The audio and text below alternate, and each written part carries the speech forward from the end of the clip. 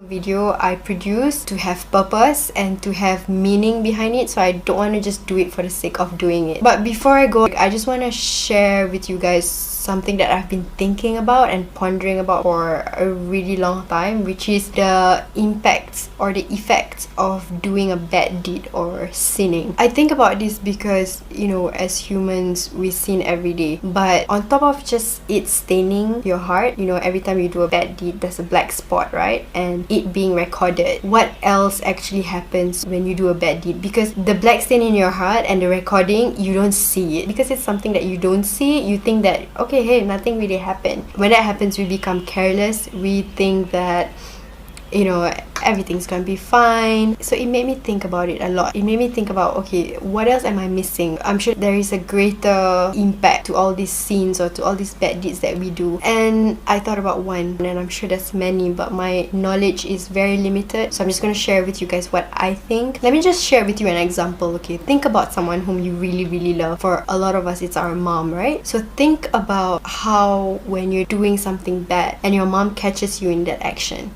wouldn't you be very, very embarrassed? Wouldn't you be sad that you are hurting the woman that carried you for 9 months, that birthed you, that cared for you, that loves you? Wouldn't you be sad that you hurt her feelings? Then what about Allah? What about Allah who created you, who gave you every single thing that you have in this life? Wouldn't you be more embarrassed towards Him? So essentially, when we're doing something bad, our haya or our modesty or our shyness towards Allah is gone. Because whether we like it or not, when we sin, we choose to intentionally ignore Him. We choose to intentionally ignore the fact that He sees us, that He's watching every single step that we take, that even in the darkest corner in this world, He still sees us. And with every single bad deed that we do, the distance between Him and us gets wider and wider and wider, until you ask yourself, why do I even pray? Why do I even practice this faith? Or you ask yourself, I'm praying, I'm doing all these acts of ibadah, but I feel nothing. And we feel nothing because our bad deeds has distanced us so much from Allah. My mom once shared with me that before doing a bad deed, we should stop and ask ourselves, are you hidden from Allah?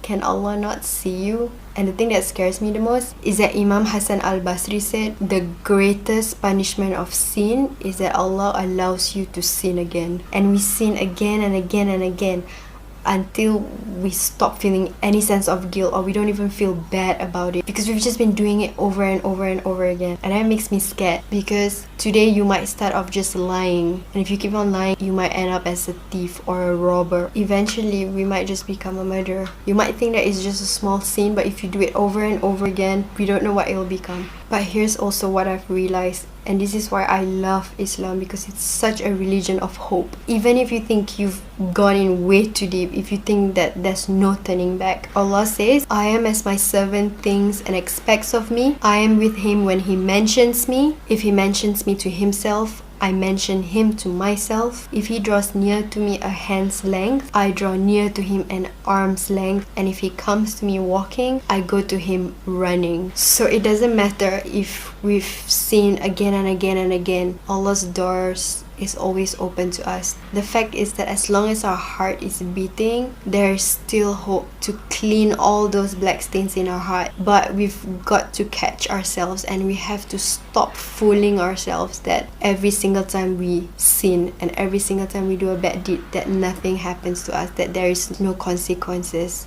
There is. And I pray with all of my heart that may Allah give us the strength to stop doing the things that distance us away from Him, that He gives us the discipline to stop being in the company or being in the means that makes it easy for us to do these bad deeds. And I pray that may we only use our time and our energy to do good deeds that pleases Him. With that, I pray that you have a blessed remaining Ramadan and an Eid Mubarak in advance. I'll see you guys in 2 weeks, inshallah. Bye bye.